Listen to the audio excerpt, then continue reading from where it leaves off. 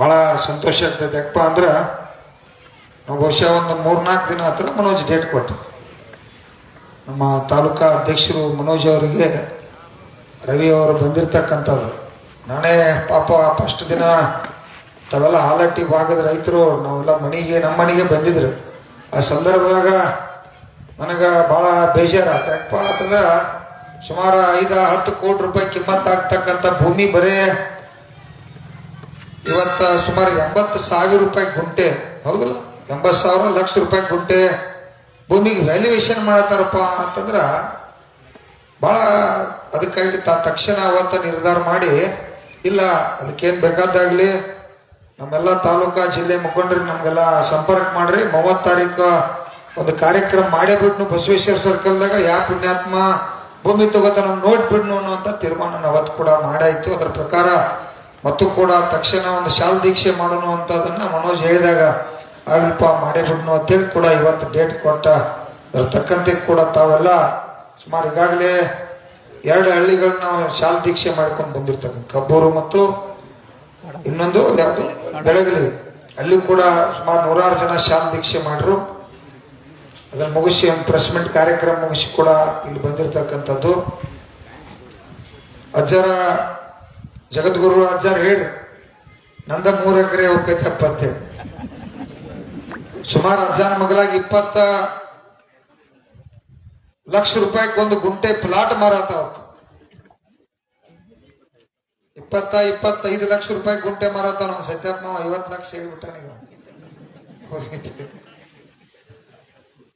ನಿಜವಾಗಿಯೂ ಮಾಡ್ತಾ ಇದ್ದಾವೆ. ಇನ್ನು 50 ಲಕ್ಷ ಕೂಡ ಆಗ್ತಾವ. ಆ ಆಶೆಯನ್ನು ಇಟ್ಕೊಂಡು ಇಲ್ಲಿವರೆಗೂ ಕೂಡ ಈ ಭಾಗದಲ್ಲಿ ಇದೇನು ಹಾಲಟ್ಟಿ ಗ್ರಾಮ ಭಾಗದಲ್ಲಿ ಏನ ಇವತ್ತು ಬೈಪಾಸಕ್ಕೆ ಸುಮಾರು ನಿಮ್ದು 6 ಎಕರೆ 6 ಕಿಲೋಮೀಟರ್ ಏನು ಹೋಗ್ತತಿ, 106 ಎಕರೆ ಜಮೀನು ಹೊಂಟತಿ. ಮತ್ತವ್ರು ಯಾವ ವ್ಯಾಲ್ಯೂಯೇಷನ್ ಮೇಲೆ ಇವತ್ತು ನಿಮಗೆ 80,000 90,000 ಲಕ್ಷ ರೂಪಾಯಿ ಮಾಡ್ಯಾರ ಅನ್ನೋದ ನಮಗೂ ಕೂಡ ಅದು ಬಹಳ ಬೇಜಾರಾಗೈತಿ. ನಾನು ಈ AC ಅವ್ರ ಮಣ್ಣಿ ನಾವು ಹೋರಾಟ ಮಾಡ್ತೇವೆ ಅನ್ನುವಂಥ ಸಂದರ್ಭ ಬಂದಾಗ ಸಂಪಗಾವಿ ಅವ್ರಿಗೆ AC ಅಸಿಸ್ಟೆಂಟ್ ಕಮಿಷನರ್ ಅವ್ರ ನಂಗೆ ಫೋನ್ ಹಚ್ಚಿರು. ಇಲ್ರಿ ಅಧ್ಯಕ್ಷರ ಹೋರಾಟ ಬೇಡ, ಅಲ್ಲಿ ನಾವೆಲ್ಲ ಅಲ್ಲಿ ವ್ಯಾಲ್ಯೂಯೇಷನ್ ನೋಡ್ಕೊಂಡು ರೇಟ್ ಕೊಡತ್ತು ಅಂದ್ರು. ಇಲ್ಲ ಸಾಹೇಬ್ರ, ಅಲ್ಲಿ 5 ಕೋಟಿ ರೂಪಾಯಿ ಈಗಾಗಲೇ ಕಿಮ್ಮತ್ ಮಾರಿ ಎಣ್ಣೆ ಪ್ಲಾಟ್ಗಳನ್ನ ಮಾಡ್ತಕ್ಕಂಥದ, ಎಕರೆಗೆ 5 ಕೋಟಿ 10 ಕೋಟಿ ಕಿಮ್ಮತ್ ಆಗತ್ತವು ಅಂತೇಳಿ ನಿಮ್ಮಲ್ಲಿ ಮುಖಂಡರು ರಮೇಶ್ ಅವರು ಹಲವಾರು ಯಾರು ಮುಖಂಡರು ನಮ್ಮವರ ವಾಟ್ಸಾಪ್ ಹಾಕಿದ್ರು, ಅವ್ರಿಗೆಲ್ಲ ಕಳಿಸಿದ್ವು. AC ಸಾಹೇಬ್ ಹೇಳೈತೀಗ 5 ಕೋಟಿ 10 ಕೋಟಿ ಏನು ಕಿಮ್ಮತ್ ಹಾಕವು, ಆ ಭೂಮಿಗೆ ವ್ಯಾಲ್ಯೂಯೇಷನ್ ಕೊಟ್ರ ನಿಮಗೆ ಜಾಗ ಅವಕಾಶ ಇಲ್ಲ ಅಂತಂದ್ರೆ ಇಲ್ಲಿ ಹಾಲಟ್ಟಿ ಒಳಗೂ ಇಲ್ಲ, ಎಲ್ಲೇ ನಿಮ್ ಇಚ್ಛಾ ಬೇರೆ ಕಡೆ ಅನುಕೂಲ ಐತಿ, ರೈತರ ಭೂಮಿ ಮಾತ್ರ ಕೊಡುದಿಲ್ಲ. ಏನು 5 ಕೋಟಿ 10 ಕೋಟಿ ಕಿಮ್ಮತ್ ಆಗತ್ತವು, ಅದ್ರ ತಕ್ಕಂತೆ ಅದು ಗೌರವಿತವಾಗಿ.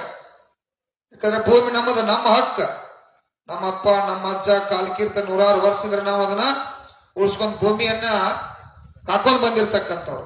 ನಿಮ್ಮಲ್ಲಿ ಹಿರಿಯರು ಬಂದಾಗ ಹೇಳತ್ತಿರಲಿ, ಅಧ್ಯಕ್ಷರ 5 ಕೋಟಿ ರೂಪಾಯಿ ಬೇಡ್ರಿ, ನಾ ಕೊಡ್ಲಿಲ್ಲ, ಈಗ ಜೀವ ಮರಗಾತೈತೆ ಅಂತೇಳಿ. ನೀಗೂ ಕೂಡ ಜೀವ ಮರಗಬೇಕಾಗಿಲ್ಲ, ಅದಕ್ಕಿಂತ ಹೆಚ್ಚು ರೊಕ್ಕ ತಗೋತಕ್ಕಂತ ಹೋರಾಟನ ಮಾಡಕ್ಕಾಗಿ ಇವತ್ತು ಕರ್ನಾಟಕ ರಾಜ್ಯ ರೈತ ಸಂಘ ಶಾಲ್ ದೀಕ್ಷೆ ಮಾಡಿರ್ತಕ್ಕಂಥ. ಯಾರು ಹೆದರ್ಬೇಕಾಗೈತಿ? ಅವ್ರು ಹೆದರ್ಬೇಕಾಗೈತಿ, ನಾವ್ಯಾಕೆ ಹೆದರೋನು?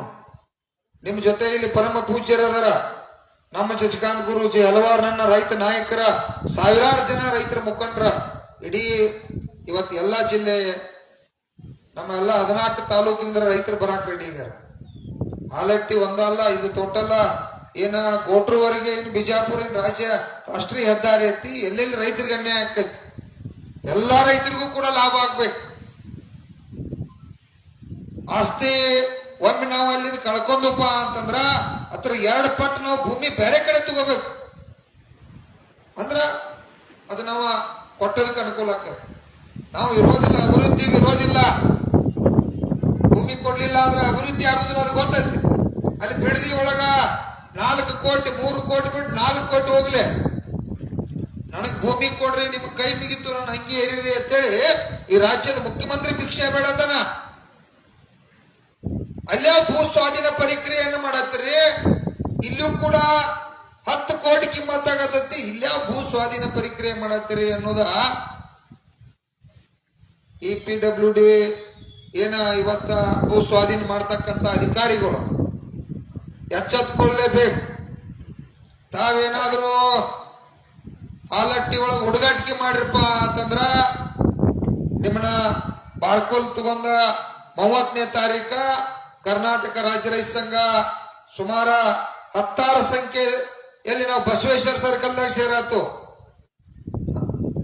ಅದ ಬಸವೇಶ್ವರ ಸರ್ಕಲ್ದಲ್ಲಿ 16,000 ಸಂಖ್ಯೆ ಒಳಗ ಇಡೀ ಜಿಲ್ಲೆಯ ಇಡೀ ತಾಲೂಕಿನ ಏನು ಭೂಮಿ ಹೋಗ್ತಕ್ಕಂಥವ್ರು ಎಲ್ಲಾ ರೈತರು ಕೂಡ ಭಾಗವಹಿಸ್ತಕ್ಕಂಥ ಸಂದರ್ಭ. ಎಲ್ಲ ರೆಡಿ ಇದಿರಲ್ಲ ಮತ್ತ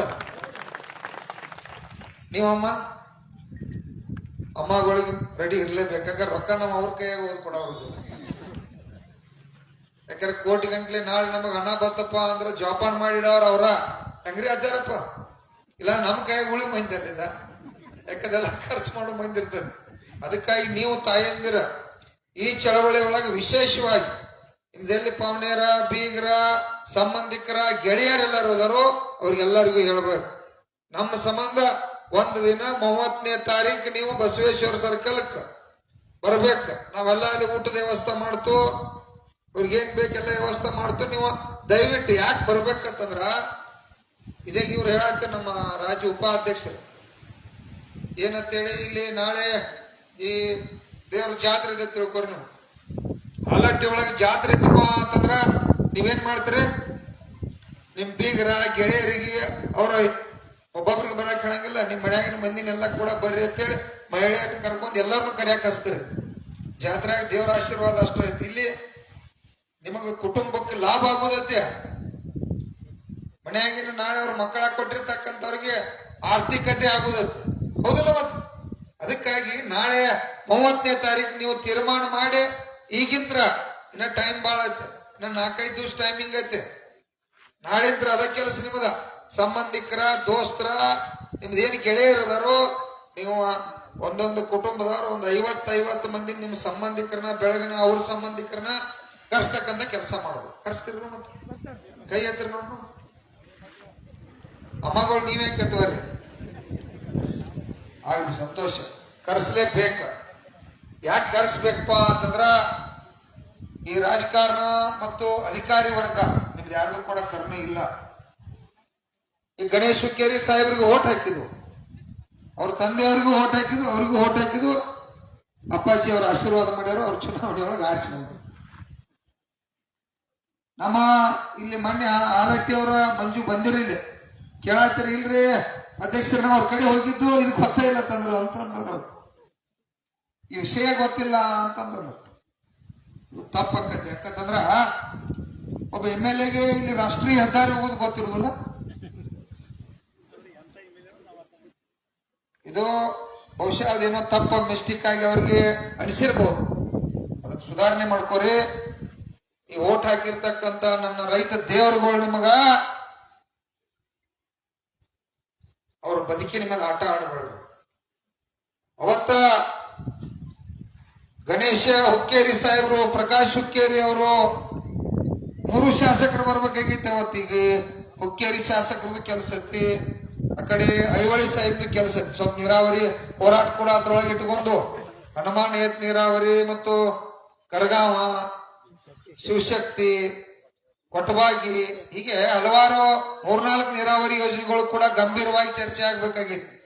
ಮೊದಲನೇ ವಿಷಯ ನಿಮ್ಮದು ಮೇಜರ್ವಾಗಿ ಇಟ್ಕೊಂಡಿರ್ತಕ್ಕಂಥದ್ದು.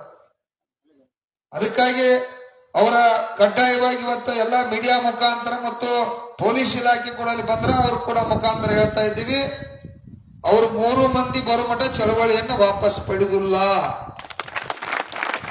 ಯಾಕೆ ಅವ್ರು ಬರ್ಬೇಕಪ್ಪ ಅಂದ್ರ ಶಾಸಕಾಂಗ ವ್ಯವಸ್ಥೆ ಮತ್ತು ಕಾರ್ಯಾಂಗ ವ್ಯವಸ್ಥೆ ಈ ದಾರಿ ತಪ್ಪತ್ತಾರ. ಅವ್ರು ಅವತ್ತು ತೀರ್ಮಾನ ಮಾಡ್ಬೇಕ, ಅದ್ 10 ಕೋಟಿ ರೂಪಾಯಿ ಕಿಮ್ಮತ್ ಆಕೈತಿ. ಅಜ್ಜಂದೀಗ 20 ಲಕ್ಷ ರೂಪಾಯಿಗೆ ಒಂದು ಗುಂಟೆ ಅಂದ್ರೆ 8 ಕೋಟಿ ರೂಪಾಯಿ ಅದಲ್ಲ, 8 ಕೋಟಿ ರೂಪಾಯಿ ಆತ. ಇನ್ನ 2 ಕೋಟಿ ಹೆಚ್ಚಾಗಿ ಕೊಡ್ಬೇಕಾಕೈತಿ. ಯಾಕಂದ್ರೆ ಭೂಮಿ ಕೊಡಾತು ನಾವು 10 ಕೋಟಿ ರೂಪಾಯಿ ಎಕರೆಗೆ ಕೊಡ್ತಕ್ಕಂಥ ಕೆಲಸ ಆಗ್ಬೇಕು. ಆಗ್ಲಿಲ್ಲ ಅಂದ್ರ ಅವತ್ ರಾತ್ರಿ 12 ಆಗಲಿ ಇರಾಕ್ ಕಟ್ಟಿದ್ರಲ್ಲ. ಮತ್ತ 2 ದಿನ ಹೋಗ್ಲಿ 4 ದಿನ ನೀವಮ್ಮ ನೀವು ಗಟ್ಟಿದ್ರಲ್ರಿ, ರೊಕ್ಕ ಬೇಕಾದ್ರೆ ಗಟ್ಟಿ ಹಾಕಿ ಹೋಗ್ಬಿಟ್ರಿ. ಒಂದು ಕಂಡೀಷನ್ ಐತಿ ನಮ್ಮದ ಹೋರಾಟದ ಕಂಡೀಷನ್ ಏನಪ್ಪಾ ಅಂತಂದ್ರ ನಿಮಗ ಇಲ್ಲಿ ರಾಷ್ಟ್ರೀಯ ಹೆದ್ದಾರಿ ಬೈಪಾಸ್ ಬೇಕಾಗಿತ್ತಪ್ಪ ಅಂತಂದ್ರ 5 ಕೋಟಿ 10 ಕೋಟಿ ಏನ್ ಕಿಮ್ಮತ್ ಆಗ್ತದೆ ಭೂಮಿ ಆ ರೊಕ್ಕ ಕೊಟ್ರ ಭೂಮಿ ಕೊಡವ್ರ, ಇಲ್ಲ ಅಂದ್ರ ಭೂಮಿ ಕೊಡಂಗಿಲ್ಲ. ಇವ್ರು ತಗೋದಿದ್ರು ನಾಳೆ ಇಲ್ಲಿ ಪ್ಲಾಟ್ ಮಾರಿ 25 ಲಕ್ಷ 50 ಲಕ್ಷ ರೂಪಾಯಿ ಗುಂಟೆ ನಮ್ ಭೂಮಿ ಮಾಡ್ತಾವಲ್ರಿ. 5 ವರ್ಷದಾಗ ಇಲ್ಲಿ ನಮ್ಮ ಉಪಾಧ್ಯಕ್ಷ ಹೇಳ್ತಾರ 50 ಲಕ್ಷ ಮಾರ್ತದೆ ಅಂತ ಹೇಳಿ. ಮಾರ್ತದೆ. ಯಾವಾಗಿದ್ರು ನಮ್ಮ ಭೂಮಿ ಬಂಗಾರ ಇದ್ದಂಗ. ಅದಕ್ಕಾಗಿ ರಾಜ್ಯದ ಮುಖ್ಯಮಂತ್ರಿ ಜಿಲ್ಲಾಧಿಕಾರಿ ಅವರು ವಿಶೇಷವಾಗಿ ನಮ್ಮ ಜಿಲ್ಲಾ ಉಸ್ತುವಾರಿ ಸತೀಶ್ ಜಾರಕಿಹೊಳಿ ಸಾಹೇಬರು ಕೂಡ ಈ ಕಡೆ ಲಕ್ಷ ಕೊಡ್ಬೇಕು. ನಮ್ಮ MP ಅವ್ರ ಮೇಡಮ್ ಅವ್ರು ಕೂಡ ಈ ಕಡೆ ಲಕ್ಷ ಕೊಡ್ಬೇಕು. ಯಾಕಂದ್ರೆ ಅವ್ರದ್ದು ಎಲ್ಲರದು ಜವಾಬ್ದಾರಿ. MP ಅವ್ರು ಕೂಡ ಅವ್ರ ಮೇಡಮ್ ಅವ್ರು ಕೂಡ ಬರ್ಬೇಕು. ಯಾಕಂದ್ರ 10,000 ಜನ ಈ ಚಿಕ್ಕೋಡಿ ಭಾಗ ಮತ್ತು ರಾಯಬಾಗ ಈ ಭಾಗದ ಜನ ಅಲ್ಲಿ ಹುಕ್ಕೇರಿ ಸರ್ಕಲ್ನಾಗ ಬರತ್ತಾರಂತಂದ್ರ ನೀವು ಇನ್ನ 2 ದಿವಸದಿಂದ ಹೇಳತ್ತು, ಇನ್ನ ಜರ 6 ದಿವಸ ಟೈಮಿಂಗ್ ಐತೆ. 5 ದಿವಸ ಎಲ್ಲಿ ಬೇಕಾದ್ರೆ ಅವ್ರ ಕೆಲಸ ಮುಗಿಸ್ಕೊಳ್ಳಿ. ಇನ್ನ 5 ದಿವಸ 30ನೇ ತಾರೀಕ MP ಮೇಡಮ್ ಅವರ ಈ 3 ಮಂದಿ ಶಾಸಕರ ಕಡ್ಡಾಯವಾಗಿ ಬಸವೇಶ್ವರ ಸರ್ಕಲ್ದಲ್ಲಿ ಇರುವಂತ ಕೆಲಸ ಮಾಡಬೇಕು ಅನ್ನುವಂಥದನ್ನ ಇವತ್ತ ಇಲ್ಲಿರ್ತಕ್ಕಂಥ ಅಧಿಕಾರಿಗಳಿಗೆ, ಸರ್ಕಾರಕ್ಕ, ಈ ರಾಜ್ಯದ ಮುಖ್ಯಮಂತ್ರಿ DK ಶಿವಕುಮಾರ್ ಸಾಹೇಬ್ಗ ಒತ್ತಾಯ ಮಾಡ್ತಾ ಇದ್ದೀವಿ. ಬಿಡದಿ ಒಳಗೂ ಅಲ್ಲೂ ಕೂಡ ಭೂಮಿ ಐತೆ, ಇಲ್ಲೂ ಕೂಡ ಭೂಮಿ ಐತೆ.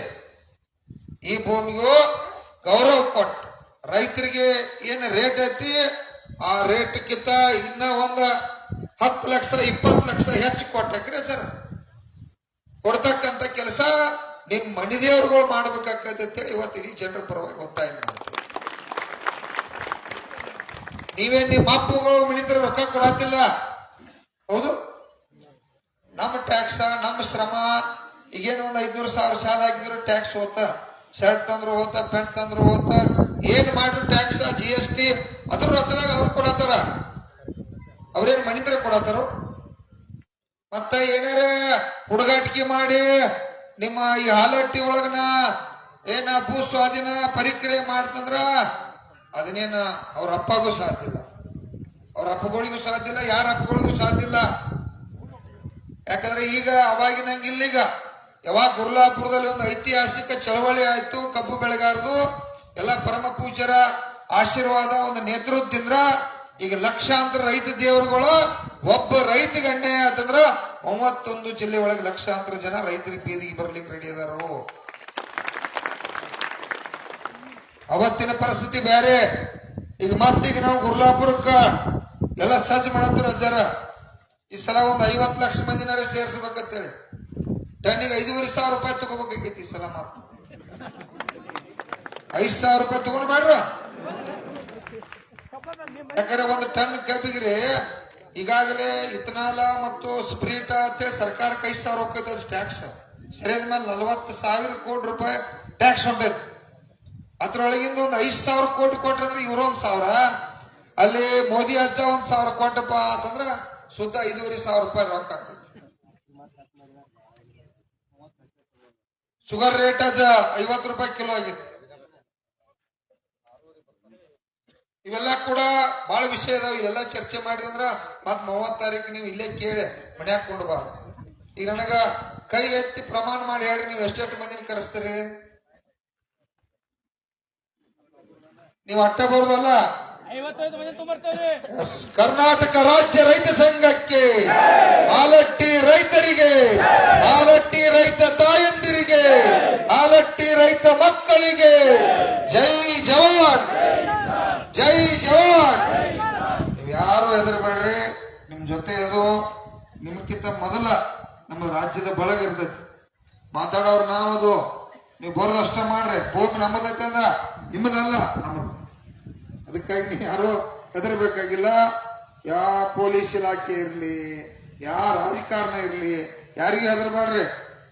ಯಾರ ಬಂದು ಕೇಳ 10 ಕೋಟಿ, ಹೌದು 10 ಕೋಟಿ ಇಲ್ಲಿ ಪರಮ ಪೂಜ್ಯರ ನೇತೃತ್ವದಾಗ ಅದು ಲಿಖಿತ ರೂಪದಾಗ ಬರೆದು ಕೊಡ್ಬೇಕು ಅಧಿಕಾರಿಗಳು. ಭೂ ಸ್ವಾಧೀನ ಪ್ರಕ್ರಿಯೆ ಒಳಗೆ ನೋಟಿಸ್ದಾಗ ಬರ್ಬೇಕ್ರಿ. 10 ಕೋಟಿ ರೂಪಾಯಿ ಎಕರೆ ಕೊಡ್ತಾನಂತೇಳಿ ಯಾರ MLA ಮಂತ್ರಿಗಳು ಬಂದ್ರು ಅದು 30 ತಾರೀಕು ಹೇಳಪ್ಪ ನಿಮ್ ನೇತೃತ್ವದಾಗ 30 ತಾರೀಕು ಅಲ್ಲೇ ಹೇಳ್ಬೇಕ. ಇಲ್ಲಿ ಹದ್ಯಾಗ ಬಿದ್ಯಾಗ ಹೇಳ್ರಿ ಒಪ್ಕೊಳಂಗಿಲ್ರಿ. ನಾಳೆ ಬಂದ್ ಇಲ್ಲೆಲ್ಲ ಇವತ್ ಸಂಘಟನೆ ಮಾಡಿದಾರು, ನಾಳೆ MLA ಬಂದ ನಾ ಎಲ್ಲಾ ಕೊಡಿಸ್ತೇನಪ್ಪ ಅಂದ್ರ ನೀವ್ ಹಿಂದೆ ಸರಿದ್ರೆ ನಿಮ್ಗ ವಿರೋಧಿಗಳು ಆಗ್ತೀರಿ ನೀವ. ಹೌದಲ್ರಿ? ಏನಿದ್ರು ಬಸವೇಶ್ವರ ಸರ್ಕಲ್ದಾಗ 30ನೇ ತಾರೀಕು 10 ಕೋಟಿ ಕೊಡ್ತಾನೋ 20 ಕೋಟಿ ಕೊಡ್ತಾರೋ ಅನ್ನುವಂಥದನ್ನ ಅಲ್ಲೇ ತೀರ್ಮಾನ ಪರಮ ಪೂಜ್ಯರ ನೇತೃತ್ವದಾಗ ಆಗ್ತೈತಿ. ಅದಕ್ಕೆ ತಾವೆಲ್ಲರೂ ಕೂಡ ಗಟ್ಟಿಯಾಗ್ರಿ. ಗಟ್ಟಿ ಆದ್ರ ನಮಗ ಹಣನೂ ಸಿಗ್ತೈತಿ, ಇಲ್ಲ ಭೂಮಿ ಆದ್ರೂ ಉಳಿತೈತಿ ಅಂತ ಹೇಳಿ ನಮ್ಗೆ ಇಲ್ಲಿವರೆಗೆ ಮಾತಾಡ್ಲಿಕ್ಕೆ ಅವಕಾಶ ಕೊಟ್ಟದಕ್ಕಾಗಿ ನಮ್ಗೆಲ್ಲರಿಗೂ ಧನ್ಯವಾದ ಹೇಳ್ತಾ ನಾನು ಮಾತು ಮುಗಿಸ್ತಾ. ರೈತರಿಂದಲೇ ದೇಶ ನಡೆದಿದೆ. ಹಲಟಿಯ ರೈತರ ಭೂಮಿಗೆ ಸೂಕ್ತ ಬೆಲೆ ಕೊಡಿಸಲು